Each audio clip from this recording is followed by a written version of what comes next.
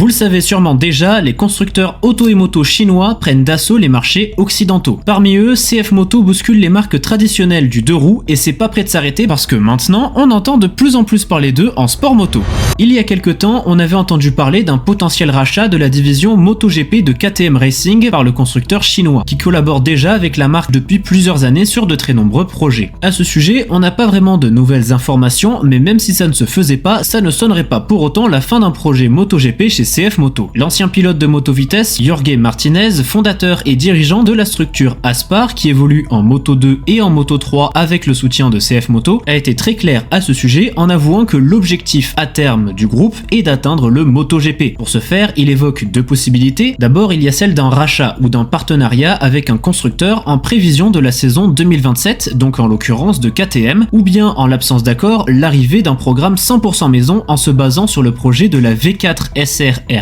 une hypersportive révélée en décembre dernier que la marque devrait engager en Superbike d'ici 2027 avec le champion de Moto E, Matteo Ferrari, en tant que fer de lance du projet. Pour l'heure, la marque ne reste officiellement engagée qu'en Moto 2 et en Moto 3 avec Aspar, mais les projets Superbike et MotoGP font de plus en plus parler d'eux et à ce sujet, je te tiendrai au courant de tout ce qu'il faut savoir, alors n'hésite pas à t'abonner pour ne rien manquer.